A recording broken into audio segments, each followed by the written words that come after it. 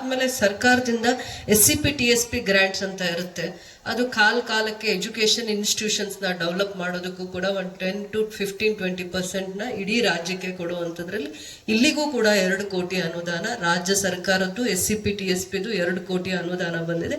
ಅದರಲ್ಲಿ 8 smart class rooms ಆಗುತ್ತೆ. 8 smart class rooms, normal class rooms ಅಲ್ಲ, ಸ್ಮಾರ್ಟ್ ಕ್ಲಾಸ್ ರೂಮ್. ಆಮೇಲೆ ಇಲ್ಲಿ ವಿಶೇಷವಾಗಿ ಸೆಮಿನಾರ್ ಹಾಲ್, ಯಾವುದು ನಾವು NAC ಟೀಮ್ ಬಂದಿದೆ, PM ಉಷಾಯಿಂದ ಅನುದಾನ ಬಂದಿದೆ ಅಂತ ನಾವು ಏನು ಹೇಳ್ತಾ ಇದ್ದೀವಿ, ಅದು 3,90,00,000ದಲ್ಲಿ ಸೆಮಿನಾರ್ ಹಾಲ್ ಮತ್ತು ಇವತ್ತಿನ ಆಧುನಿಕ ಲೈಬ್ರರಿ, ಅದಾದಮೇಲೆ ಬ್ಯಾಡ್ಮಿಂಟನ್ ಸ್ಟೇಡಿಯಂ, ಹೆಣ್ಮಕ್ಕಳಿಗೆ ಅದೊಂದು ಸ್ಪೋರ್ಟ್ಸ್ಗೆ ಪ್ರೋತ್ಸಾಹ ಕೊಡುವಂಥ ಒಂದು ದೂರದೃಷ್ಟಿಯಿಂದ.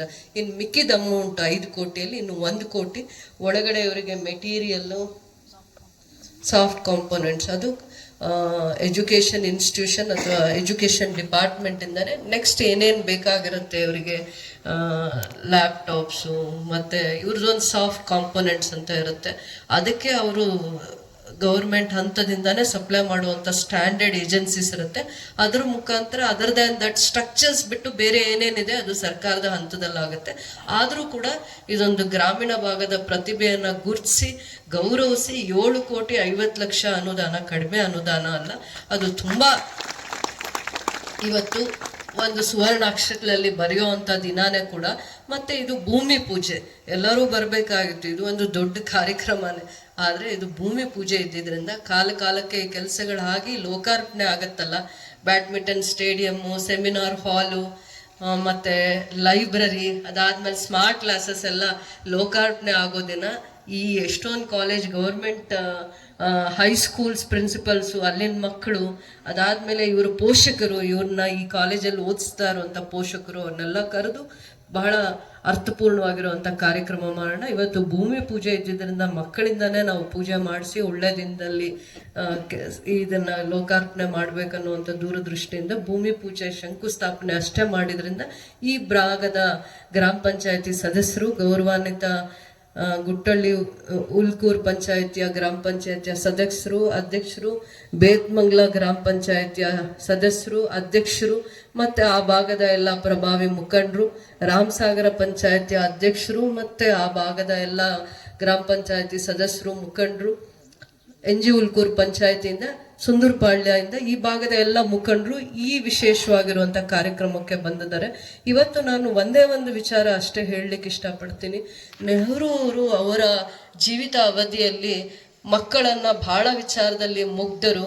ಅವರಲ್ಲಿ ಆ ಮುಗ್ಧತೆಯನ್ನು ದೇವ್ರಿಗೆ ಹೋಲಿಸ್ತಾ ಇದ್ರು. ಮಕ್ಕಳಲ್ಲಿ ಯಾವಾಗಲೂ ಅವರ ಭಾವನೆಗಳಲ್ಲಿರುವಂಥ ಒಂದು ಇದನ್ನು ಅವರು ಇಷ್ಟಪಡ್ತಾ ಇದ್ರು.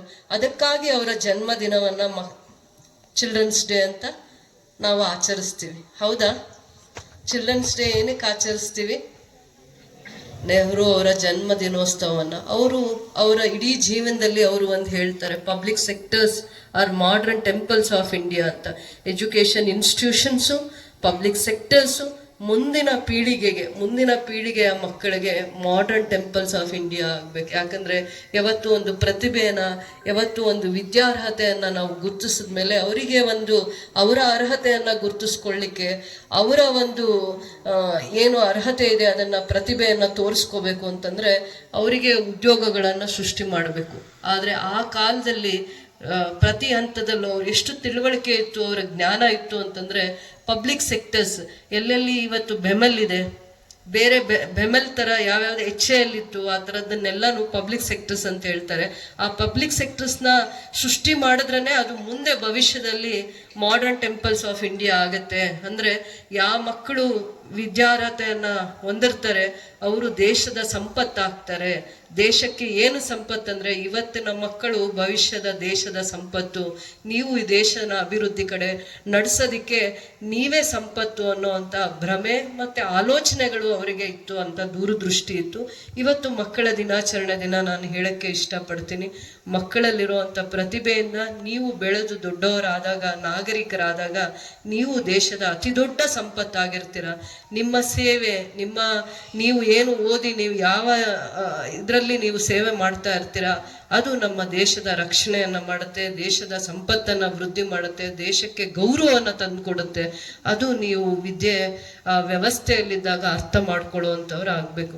ಆಮೇಲೆ ಇವತ್ತು ನಿಮಗೆ ಒಂದು ಮಾರಲ್ ಎಜುಕೇಶನ್ ಅಥವಾ ಒಂದು ಮಾರಲ್ ಬುಕ್ ಅಂತಾನೆ ಒಂದು ಕೊಡ್ತಾರೆ ಈ ದಿನ, ಮಕ್ಕಳ ದಿನಾಚರಣೆ ಅನ್ನೋದ್ರಿಂದ ನಿಮ್ಗೊಂದು ನೆನಪಿನ ಕಾಣಿಕೆಯನ್ನು ಕೊಡುವಾಗ ಅದರಲ್ಲಿ ಒಂದು ಮಾರಲ್ ಸ್ಟೋರೀಸ್ ಇರುತ್ತೆ. ಅದು ತಿಳುವಳಿಕೆಯಿಂದನೋ ಮತ್ತೆ ನಿಮ್ಮ ಪ್ರತಿಭೆಯನ್ನ ಮತ್ತೆ ನಿಮಗಿರುವಂತ ಆಲೋಚನೆಗಳು, ಮತ್ತೆ ಪ್ರತಿಯೊಂದು ವಿದ್ಯಾರ್ಥಿಗೆ ಒಂದು ಕನಸಿರುತ್ತೆ, ಒಂದು ಡ್ರೀಮ್ ವರ್ಲ್ಡ್ ಇರುತ್ತೆ. ನಾವ್ ಏನೇ ಓದ್ತಾ ಇದ್ರು ನಮ್ಮ ಮನ್ಸು ಇನ್ನೊಂದ್ ಕಡೆ ಒಂದು ಕನಸು, ಒಂದು ಪುಟ್ಟ ಕನಸು ಪ್ರತಿಯೊಬ್ಬರಿಗೂ ಇದ್ದೇ ಇರುತ್ತೆ. ನಾವು ನಿಮ್ಮ ವಯಸ್ಸಿನಲ್ಲಿ ಆ ಥರ ಕನಸನ್ನ ಕಾಳ್ತಾನೆ ಇದ್ವಿ. ನಾನು ಯಾವಾಗ್ಲೂ ಕೂಡ ನನಗೂ ಆ ಥರದ್ದು ಒಂದು ಚಿಕ್ಕ ಕನಸು ನಾನು ಕಾಪಾಡ್ಕೊಂಡೇ ಬರ್ತಾ ಇದ್ದೆ. ಇದನ್ನ ಒಂದಿನ ನಾನು ಅಚೀವ್ ಮಾಡಬೇಕು, ಈ ಗೋಲ್ನ ರೀಚ್ ಮಾಡಬೇಕು, ಒಂದು ವಿಷನ್ ಇರಬೇಕು. ಪ್ರತಿ ವಿದ್ಯಾರ್ಥಿಗೂ ಒಂದು ವಿಷನ್ ಇರಬೇಕು, ಒಂದು ಗುರಿ ಇರಬೇಕು. ಆ ಗುರಿನ ಮುಟ್ಸುವಂತ ದೇವರು ಗುರುಗಳು ಇಲ್ಲಿರ್ತಾರೆ. ಅವ್ರನ್ನ ಗೌರವವಾಗಿ ಏನೇ ಹೇಳ್ಕೊಟ್ರು ಈ ವಯಸ್ಸಲ್ಲಿ ನಾವು ಅವರನ್ನ ಆ ಗೌರವನ ಕಾಪಾಡ್ಕೋಬೇಕು. ತಂದೆ ತಾಯಿ ಒಂದು ಸಸಿಯನ್ನ ಹೇಗೆ ನಾವು ಪೋಷಿಸ್ತೀವಿ, ಕಾಪಾಡ್ತೀವಿ, ತಂದೆ ತಾಯಿ ಪ್ರತಿ ಮಕ್ಕಳನ್ನ ಭವಿಷ್ಯವತ್ತನ್ನ ಕಾಪಾಡ್ಬೇಕಂದ್ರೆ ಆ ಸಸಿನ ನಾವು ಹೇಗೆ ಕಾಪಾಡ್ತೀವಿ, ನಿಮ್ಮನ್ನ ಅದೇ ರೀತಿ ತಂದೆ ತಾಯಿಗಳು ಪೋಷಣೆ ಮಾಡ್ತಾರೆ, ಕಾಪಾಡ್ತಾರೆ. ಯಾಕಂದ್ರೆ ಭವಿಷ್ಯದಲ್ಲಿ ನಾವು ಅನುಭವಿಸಿರೋ ಕಷ್ಟ. ಕೇಂದ್ರ ಬಿಂದುಗಳಾಗಿರುವಂತ ಮಕ್ಕಳ ದಿನಾಚರಣೆ, ನೆಹರು ಅವರ ಹುಟ್ಟಿದ ಹಬ್ಬವನ್ನ ಮಕ್ಕಳ ದಿನಾಚರಣೆ ಆಗಿ ನಾವು ಆಚರಿಸ್ತೀವಿ. ಮಕ್ಕಳ ದಿನಾಚರಣೆ ದಿನ ನಿಮಗೆ ಒಂದು ಕೊಡುಗೆಯನ್ನು ಕೊಡಬೇಕು ಅಂತ ನಮ್ಮ ಬಹಳ ದಿನಗಳ ಒಂದು ಕನಸಾಗಿತ್ತು. ಮಕ್ಕಳ ದಿನಾಚರಣೆ ದಿನ ಅದು ಅದೇ ಥರ ಕೂಡಿ ಬಂದಿದೆ ಕೂಡ. ಈ ಕಾಲೇಜ್ಗೆ ನಾನು ಬಹಳ ಸತಿ ವಿಸಿಟಿಗೆ ಬಂದಾಗ ಅಂದ್ಕೊಂಡು ಹೋಗ್ತಾ ಇದ್ದೆ, ಇಲ್ಲಿನ ಮಕ್ಕಳನ್ನ ನಾವು ರೂರಲ್ ಬ್ಯಾಕ್ಗ್ರೌಂಡ್ ಇರುವಂಥ ಮಕ್ಕಳನ್ನ ಸ್ಟ್ರೆಂಥನ್ ಮಾಡಬೇಕು. ಎಜುಕೇಷನಲ್ಲಿ ಮಾರಲಿ, ಎಜುಕೇಷನಲ್ಲಿ ಯಾಕೆ ಮಾಡ್ಬೇಕು ಅನ್ಕೊಂತೀವಿ ಅಂದರೆ ಸ್ಥಳೀಯವಾಗಿ ಮಕ್ಕಳನ್ನು ಇಲ್ಲಿಗೆ ಸ್ಕೂಲಿಗೆ ಕಳಿಸೋದು, ಕಾಲೇಜಿಗೆ ಕಳಿಸೋದೇ ಕಷ್ಟ. ತುಂಬ ಯೋಚನೆ ಮಾಡ್ತಾರೆ ತಂದೆ ತಾಯಿ. ಅವರ ಆರ್ಥಿಕ ಪರಿಸ್ಥಿತಿನೂ ಕೂಡ ಅಷ್ಟು ಆರೋಗ್ಯಕರವಾಗಿರೋದಿಲ್ಲ. ಅದಾದಮೇಲೆ ಈ ವೇದಿಕೆಯಲ್ಲಿ ಫಸ್ಟ್ ನಾವು ಗೌರವಿಸ್ಬೇಕಾಗಿರೋದು, ಕಳೆದ 10-15 ವರ್ಷಗಳಿಂದ ಇದೇ ಭಾಗದಲ್ಲಿ ಎಜುಕೇಷನ್ ಇನ್ಸ್ಟಿಟ್ಯೂಷನ್ಸ್ನ ಬೆಳೆಸಬೇಕು, ಕಾಪಾಡಬೇಕು ಅನ್ನುವಂಥ ಒಂದು ಆಲೋಚನೆ, ದೃಢವಾಗಿರುವಂಥ ಸಂಕಲ್ಪ ಇಟ್ಕೊಂಡು ಬೆಳೆದಂಥ ನಾಯಕರನ್ನು, ಅದು ಸಮಾಜಕ್ಕೆ ಒಂದು ಎಲೆಮರೆ ಕಾಯಾಗಿ ಸೇವೆ ಮಾಡಿಕೊಂಡು ಎಲ್ಲೂ ಪ್ರಚಾರಕ್ಕೆ ಬರದೆ, ಅದು ಇವತ್ತು 3-5 ಕೋಟಿ ಬೆಲೆ ಇರುವಂಥ ಜಾಗವನ್ನು ವಿದ್ಯಾಸಂಸ್ಥೆಗಳಿಗೆ ದಾನ ಮಾಡಿ, ಸರ್ಕಾರಕ್ಕೆ ದಾನ ಮಾಡಿ, ಅಲ್ಲಿ ಹೈಸ್ಕೂಲ್ ಇದೆ, ಅದಾದಮೇಲೆ ಇವಾಗ PU ಕಾಲೇಜ್ನ ತರುವಂಥದ್ರಲ್ಲಿ ಪ್ರಾಮಾಣಿಕವಾಗಿರುವಂಥ ಪ್ರಯತ್ನ ಅವರು ಮಾಡಿ ನನ್ನ ಮುಂದೆ ಒಂದು ಬೇಡಿಕೆಯನ್ನು ಇಟ್ಟಿದ್ರು. ಕೃಷ್ಣೇಗೌಡರು, ಇಲ್ಲೇ ಕೌರ್ಗಾನಹಳ್ಳಿಯವರು, ಇವರಂಥ ಸೇವೆಯನ್ನು ನಾವು ಗುರುತಿಸುವಂಥವ್ರಾಗಬೇಕು. ಸರ್ಕಾರದ ಸೇವೆ ಮಾಡೋದ್ರ ಜೊತೆಯಲ್ಲಿ ಪ್ರತಿಯೊಬ್ಬರ ಈ ಥರ ಕಾಳಜಿ ಮತ್ತು ಶಿಕ್ಷಣ ವ್ಯವಸ್ಥೆಯ ಬಗ್ಗೆ ಅವರಿಗಿರುವಂಥ ಉದಾರವಾಗಿರುವಂಥ ಮನಸ್ಸನ್ನು ನಾವು ಆರಾಧಿಸಬೇಕು. ಆಮು ಅಣ್ಣವರು ಕೂಡ ಶಿಕ್ಷಣ ಸಂಸ್ಥೆಗಳನ್ನ ಮುಂದುವರೆದು ನಡೆಸ್ತಾರೆ. ಇದು ಸರ್ಕಾರಿ ಸಂಸ್ಥೆಗಳಾಗಿರೋದ್ರಿಂದ ಅದರ ಅಭಿವೃದ್ಧಿ, ಬಡವರ ಮಕ್ಕಳಿಗೆ ಇದು ಜ್ಞಾನ ದೇಗುಲ ಅಂತ ಹೇಳ್ತೀನಿ. ಯಾರು ಆರ್ಥಿಕವಾಗಿ ಶಕ್ತಿ ಇರಲ್ಲ ಅಂತ ಮಕ್ಕಳನ್ನ ನಾವು ಸರ್ಕಾರಿ ವ್ಯವಸ್ಥೆಯಲ್ಲಿ, ಸರ್ಕಾರಿ ಶಾಲೆಗಳಲ್ಲಿ, ಸರ್ಕಾರಿ ಪ್ರೌಢಶಾಲೆ, ಪದವಿ ಪೂರ್ವ ಕಾಲೇಜು ಮತ್ತು ಡಿಗ್ರಿ ಕಾಲೇಜ್ನ ಸರ್ಕಾರದ ಎಲ್ಲಿದೆ ಅಂತ ಹುಡುಕಿ ಸೇರಿಸ್ತಾರೆ. ಅದರಲ್ಲಿ ವಿಶೇಷವಾಗಿ ಹೆಣ್ಮಕ್ಳಿಗೆ ಇತ್ತೀಚಿನ ದಿನಗಳಲ್ಲಿ ಕಳೆದ 10-15 ವರ್ಷಗಳಲ್ಲಿ ಗ್ರಾಮೀಣ ಭಾಗದಲ್ಲೂ ಕೂಡ ಆ ಪ್ರತಿಭೆಗಳಿಗೆ ಒಂದು ಅವಕಾಶ, ಪ್ರೋತ್ಸಾಹ ತಂದೆ ತಾಯಿಯರಲ್ಲೂ ಕೂಡ ನಾವು ನೋಡೋವಂಥ ಒಂದು ಅವಕಾಶ ಸಿಗ್ತಾ ಇದೆ. ಹಿಂದೆ SSLC ಆದಮೇಲೆ ಅದೇ ಒಂದು ದೊಡ್ಡ ಓದು, ಅದಾದಮೇಲೆ ಹೆಚ್ಚಿಗೆ ಓದಿಸೋ ಅವಕಾಶ ಕೊಡ್ತಿರ್ಲಿಲ್ಲ. ಆದರೆ ಇವತ್ತು ತಂದೆ ತಾಯಿ ಕೂಲಿಗೆ ಹೋಗ್ಲಿ, ಬೇರೆ ಜಾಗದಲ್ಲಿ ಏನೇ ಕೆಲಸ ಮಾಡಲಿ, ತನ್ನ ಮಕ್ಕಳನ್ನು ಓದಿಸ್ಬೇಕನ್ನುವಂಥ ಒಂದು ಛಲ ಎಲ್ಲ ತಂದೆ ತಾಯಿಯಲ್ಲಿದೆ. ಆ ಪ್ರೋತ್ಸಾಹನೇ ಇವತ್ತು ಮಕ್ಕಳು ಇಷ್ಟೆಲ್ಲ ಸಾಧನೆಯನ್ನು ಮಾಡಲಿಕ್ಕೆ ಆಗತ್ತೆ. ಇವತ್ತು ನನಗೆ ಹೆಮ್ಮೆ ಕೂಡ ಇದೆ. Inter school competition, inter college competition ಇರ್ಬೋದು, ಆಮೇಲೆ ಯಾವುದದು ಫ್ಯೂಚರ್ CEO ಅಂತ ಒಂದು ಪಾತ್ರ ಕೊಟ್ಟಾಗ ಅಲ್ಲೂ ಕೂಡ ಈ ಮಕ್ಕಳು ಪ್ರೈಸನ್ನು ತಗೊಂಡು ಬಂದಿದ್ದಾರೆ, 2nd ಪ್ರೈಸ್. ಇದೆಲ್ಲ ಏನು ತೋರಿಸುತ್ತೆ ಅಂದರೆ ಅವರ ಆಸಕ್ತಿ ಮತ್ತು ಪ್ರಯತ್ನ ಅದೆಲ್ಲನೂ ಕಾಣುತ್ತೆ. ಪ್ರೈಸು ತುಂಬ ಮುಖ್ಯ ಅಲ್ಲ, ಪಾರ್ಟಿಸಿಪೇಷನ್ ಅನ್ನೋದಿದೆಯಲ್ಲ ಅದು ತುಂಬ ಮುಖ್ಯ. ಮಕ್ಕಳಲ್ಲಿ ಪ್ರತಿಭೆ ಹುಡುಕುವಂಥ ದೇವರು ಅಥವಾ ಗುರುಗಳು ಯಾರಾದರೂ ಇದ್ದರೆ ಇವತ್ತು ಅವ್ರನ್ನ ಬೆಳೆಸಿ ಆರೈಸುವಂಥ ಎಜುಕೇಷನ್ ಇನ್ಸ್ಟಿಟ್ಯೂಷನ್ಸು ಇದು ಸರ್ಕಾರದ ಸಂಸ್ಥೆ ಅಡಿಯಲ್ಲಿ ಬೆಳೆಯುವಂಥದ್ದು. ಕೇಂದ್ರ ಸರ್ಕಾರ ಮತ್ತೆ ರಾಜ್ಯ ಸರ್ಕಾರದ್ದು ಹೆಚ್ಚಿನ ವಿಚಾರ ನಾವು ಹೇಳಲಿಕ್ಕೆ ಹೋಗಲ್ಲ. ನ್ಯಾಕ್ ಟೀಮ್ ಅಂತ ಒಂದು ಬರುತ್ತೆ, ಪ್ರತಿ 2 ವರ್ಷಕ್ಕೆ ಒಂದ್ಸತಿ ಸೆಂಟ್ರಲ್ ಇಂದ ಡೆಲ್ಲಿಯಿಂದ ನ್ಯಾಕ್ ಟೀಮ್ ಅಂತ ಗೌರ್ಮೆಂಟ್ ಕಾಲೇಜಸ್ನ ವಿಸಿಟ್ ಮಾಡುತ್ತೆ.